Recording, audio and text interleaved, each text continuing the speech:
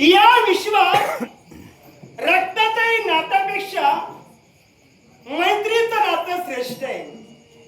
तुमची मैत्री आहे आणि त्या मैत्रीसाठी इथपर्यंत तुमची पावलं पडली.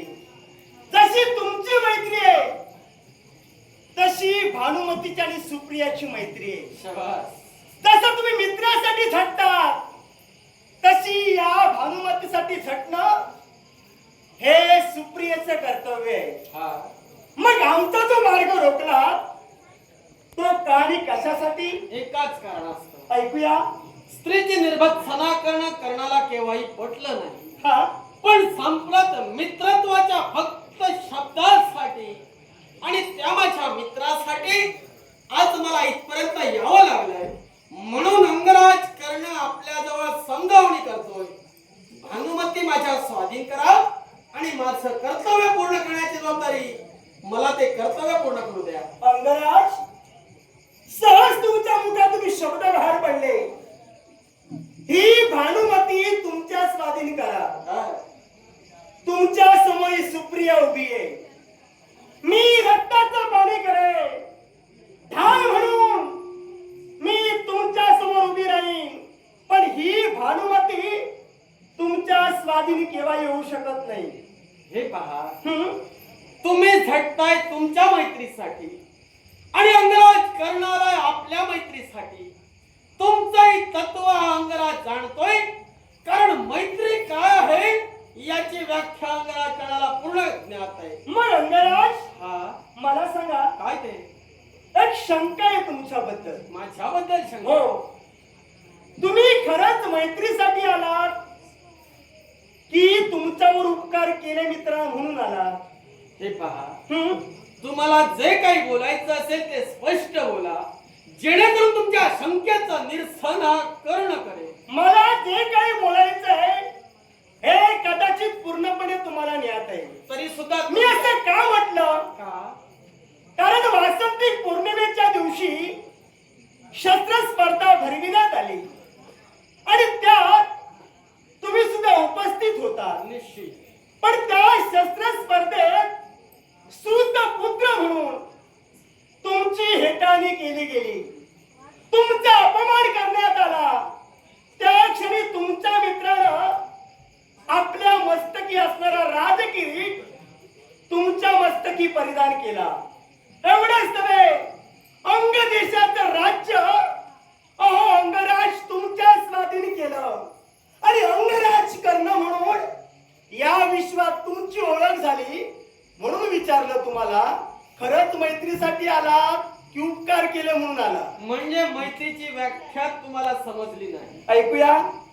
जर मैत्रीसाठी माझ्या मित्र सुयोधनानं या अंगराज कर्णाची झालेली निर्भत्सना रोखण्यासाठी ते कृत्य केलं असेल, सर्वात आधी मैत्रीत कोणतेही उपकार केलेच जात नाही. जिथं उपकार आणि परोपकार केले जातात त्या नात्याला मैत्री म्हणत नाही. मैत्री ही फक्त सुखदुःखात सहभागी असते. नव्हे तर दुःखात असणाऱ्या प्रत्येकाला त्याच्या सहाय्यासाठी ती मैत्री उभी राहते.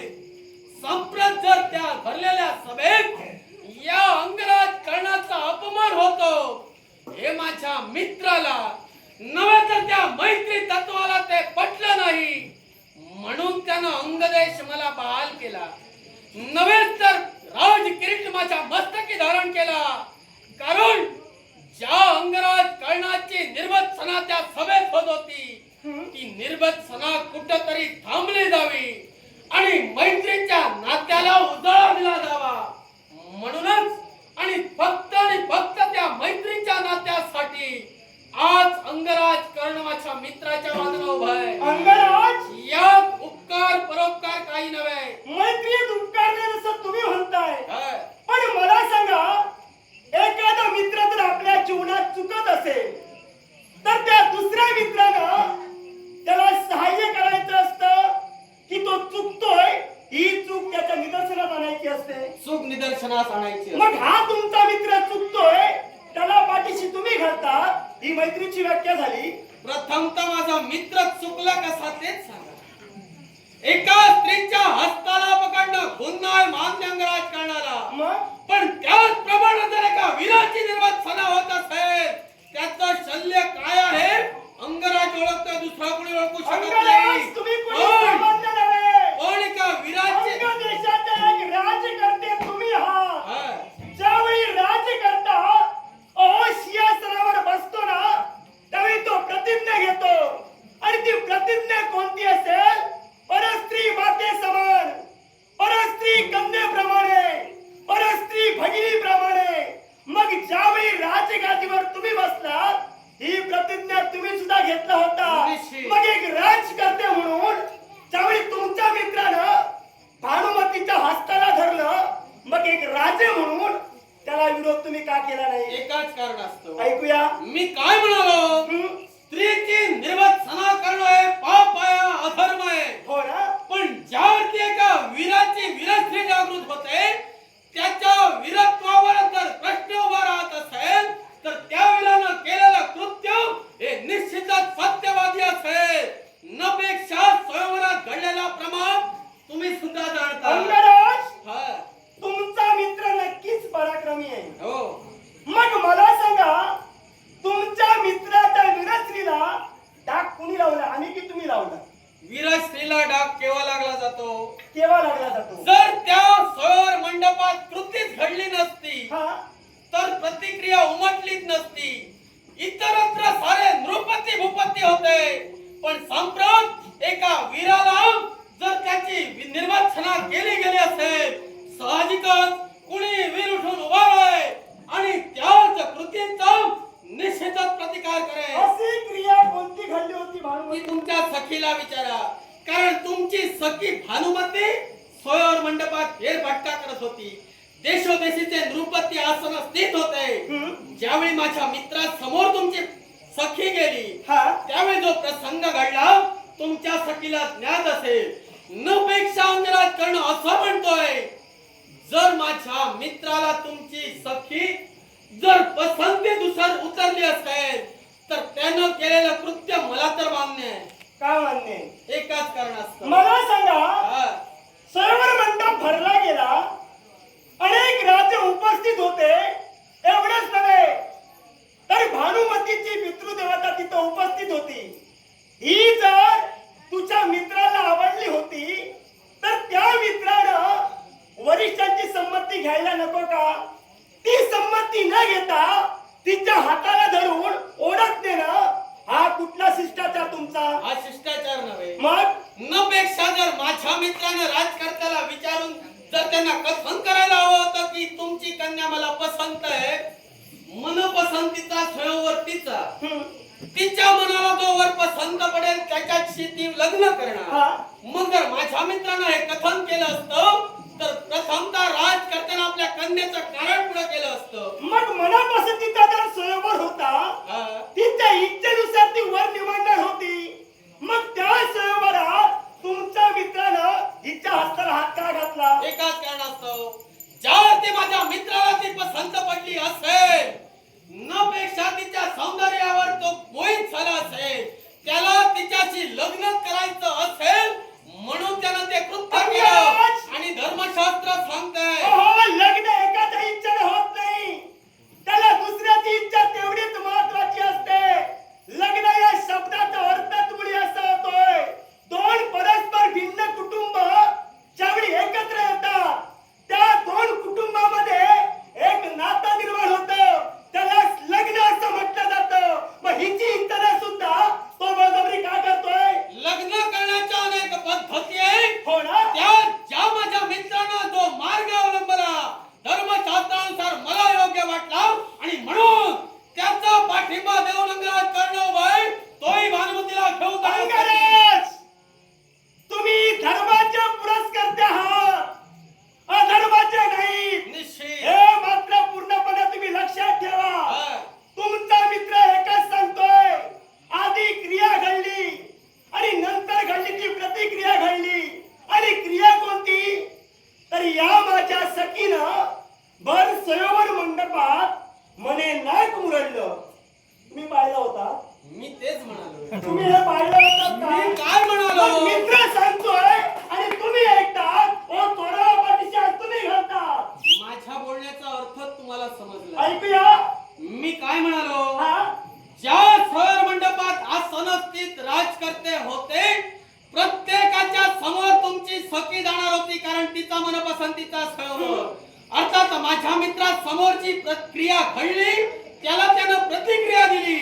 आता त्यानं दिलेली प्रतिक्रिया म्हणजे निश्चितच योग्य असेल हे माझा विश्वास, आणि म्हणूनच त्या मैत्रीच्या नात्यासाठी अंगराज उभा आहे. योग्य काय आणि अयोग्य काय हे अंगराज तुम्ही ठरवू नका. प्रत्येकाला व्यक्ती स्वातंत्र्य आहे. प्रत्येक जण आपल्या सुखासाठी, आपल्या स्वार्थासाठी या विश्वात केव्हाही काही करू शकतो. पण मी तर असं म्हणेन, हा तुमचा जो मित्र आहे हा स्वार्थी आहे, आणि म्हणूनच असं दुष्कृत्य त्याच्या हातून घडलंय. जर व्यक्ती स्वातंत्र्य प्रत्येकाला असेल तर माझ्या मित्रानं केलेलं कृत्य हे धार्मिकच मी म्हणेन, कारण त्याच्या मनाला जे वाटलं त्यानं ते केलं. आता त्याला दिलेला शब्द सत्य करण्यासाठी अंगराज कर्णव या भानुमतीला घेऊन येण्यासाठी सांप्रत तुमच्या नेत्रासमोर आहे. मी एवढं तुम्हाला सांगते तरी सुद्धा मित्राचीच बाजू तुम्ही घेता. एवढं काय दिलंय काय तुम्हाला?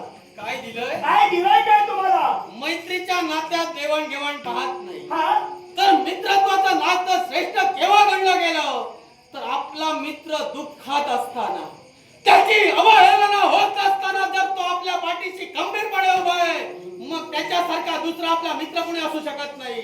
या दोष कदाचित तुमच्या लक्षात येत नाही कुणाचा आहे. कुणाचा आहे दोष तुमच्या मित्राचा नाही. मग कसं आहे, खाण कशी माती, पेरावं तसं उगवतं. अहो त्याच्या पूर्वजांनी जे केलं तेच आता तुमचा मित्र करतोय. या दोष तुमच्या मित्राचा नव्हे. याला कारण आहे, पितामह भीष्मानी काशीराजांच्या 3 कन्या अंबा, अंबिका आणि अंबालिका यांचं हरण केलं. पण अंबेचं जे प्रेम होतं ते राजे शाल्व यांच्यावरती होतं. आणि हे ज्यावेळी अंबेनं भीष्मांना कथन केलं त्यावेळी मोठ्या मनानं भीष्मांनी अंबेची मुक्तता केली, तिला परत बांधलेली. पण ती गेली ती कुणाजवळ? ज्याच्यावरती तिनं प्रेम केलं होतं ते राजे शाल्व यांच्याजवळ अंबेचं झाडं झालं. पण त्या शाल्वाने तिला नकारलं आणि म्हणून ती एकटीच निघून गेली. मग मला सांगा त्याने हरण काय केलं? याच्यापेक्षा आज नाहक त्रास एका स्त्रीला भोगावा लागला. असं काय गुन्हा केला होता तिनं? तुम्ही दोष भीष्माचार्यांना देता आणि स्वतःच्याच मुखवटे म्हणाला की अंबेला भीष्माचार्यांनी शाल्वाकडे पाठवलं. सत्य सत्य. मग जर एका स्त्रीचं मन जाणून भीष्माचार्यांनी जर अंबेला तिथं पाठवलं असेल, भीष्माचार्य चुकीचे कसे? भीष्माचार्य चुकीचं मुळीच नाही. मग मला तुम्हाला काय सांगायचंय? काय ते? ज्या स्त्रीला हा नाहक त्रास भोगावा लागला, मी जी इथं उभी आहे ती फक्त स्त्री तत्वासाठी उभी आहे. आणि एखाद्या स्त्री तत्वाला जर डाग लागत असेल, ही सुप्रिया केव्हाही शांत राहू शकत नाही. तुम्ही स्त्री तत्वासाठी जसा झटतात तसा अंगराज कर्ण मित्र तत्वासाठी झटतोय. ज्याप्रमाणे भीष्माचार्यांनी ज्यावेळी काशी नगरीत 3 कन्यांना जिंकलं गेलं, धर्मशास्त्रानुसार सर्व घडत आलं. आता ते का घडलं, कसं घडलं याचा अंगराज नकोय, कारण सारे पूर्ण विश्व जाणताय. नपेक्षा ज्यावेळी भीष्माचार्यांना वाटलं त्यांनी एका स्त्रीची मुक्तता केली म्हणजे स्त्रीपत्नी त्यांनी सन्मान दाखवला. आता माझ्या मित्राला ही भानुमती पसंत पडली, त्यानं तिचं हरण केलं. मग त्याच्या मनातील इच्छा मित्र म्हणून जर मी पूर्ण करत असेल, मी तो धर्मी कसा? अंगराज, मित्राला सहाय्य तुम्ही करता आहात. मित्र तुमचा चाललाय तो अधर्माच्या वाट्याजवळ चाललाय. मग त्याला सन्मार्गाला आणणं हे मित्र म्हणून तुमचं कर्तव्य होतं. पण ते न करता मित्राला सहाय्य तुम्ही करता आहात. मग मी तुम्हाला काय म्हणू? मी तुम्हाला काय म्हणू? एकाच नाण्याच्या 2 बाजू असतात. तुम्ही एका बाजूला विचार करताय की तुम्ही तुमच्या मैत्रीसाठी म्हणजे या भानुमतीसाठी आज आमच्याशी स्त्री तत्वावरून वाद करतात, पण सांप्रत जर तुमचीच सखी माझ्या मित्रा समवेत राहिली असेल वादच निर्माण होणार नाही. हा वाद आता संपणारा नव्हे मग आणि हा वाद आता मिटणारच नव्हे. कशावरून हा वाद आता पेटतच राहणार आहे. पेटू दे. हा वाद पेटतच राहणार किती आहे. पेटला तरी विझवण्याची क्षमता या अंगराज करण्यात आहे. ओहो, आतापर्यंत तेच केलं तुम्ही. हा. पेटला की तुम्ही विजावत आहात. पण मी तर असं म्हणेन, हा वाद विझू नका, असाच पेटत राहू दे. पेटवावा वाद पेटला तरी चालेल. नाही. कसं आहे, तुम्ही म्हटलात वाद पेटवायलाच हवा, विझवायला नको. हं? मी मात्र उलट्या मताचा आहे. जेवढं मला विझवता येईल तेवढं मी विझवतो, कारण पेटवणाऱ्यापेक्षा विझवणारा महत्वाचा आहे. हो ना? पेटत जर गेलं तर सारं जाळून खाक होईल. न पेक्षा विझवणारा जर आला तर राहिलेले शिल्लक त्याची वाहवा करतील. अंगराज, हा जो तुमचा आणि माझा वाद आहे, हा, हा तत्वाचा वाद आहे. निश्चित. मला तुमच्याशी तिरड घालायचाच नाही नव्हता. काय? पण मी जी इथं उभी आहे ना, फक्त माझ्या सखीसाठी उभी आहे. एक वेळ माझा जीव गेला तरी चालेल, पण या सखीसाठी शेवटच्या श्वासापर्यंत ही सुप्रिया झुंज नाही एवढं वाटत झाली. मी आल्याला तेच कथन केलं की तुम्ही तुमच्या तत्वाशी निगडीत आहात. जर तुम्ही तुमच्या सखी समवेत जर माझ्याशी संघर्ष करत असाल तर मित्र तत्व तेच तत्व घेऊन तुमच्या समोर अंगराज करणं उभं आहे. तो फक्त आणि फक्त तत्वानं हा वाद चाललाय, तो फक्त तत्वानं, इतरत्र कारणाने नव्हे. मैत्रीच्या तत्वासाठी तुम्ही उभे आहात. या सखीच्या सुखासाठी मी उभी आहे. यात माझा कोणताही स्वार्थ नव्हे. सांगून जर तुम्ही ऐकत नसाल आणि संघर्ष जर तुम्हाला करायचा असेल तर ही सुप्रिया तो संघर्ष नक्की मग संघर्षालाही सुप्रिया तत्पर असेल. नाविलाज अंगराज करू द्या.